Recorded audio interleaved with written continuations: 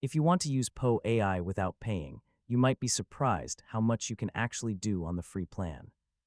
In this tutorial, I'll show you how to use Poe AI for free, what limits you should know, and how to get the most value out of it in 2026.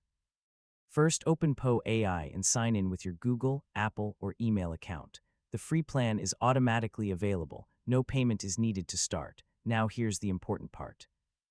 The free plan gives you limited daily usage points, so you can chat with AI models, but only up to a certain limit each day. Once you reach it, you'll need to wait or upgrade. Next, choose models that are available on the free tier. Some advanced models are restricted, but you can still use basic chat models for writing, learning, and brainstorming. Here's a trick: use clear and detailed prompts so you don't waste messages. Instead of multiple short questions, combine everything into one structured request. On the free plan, Poe is best for simple tasks like summarizing text, generating ideas, answering questions, or drafting short content. You can switch between different bots depending on your task.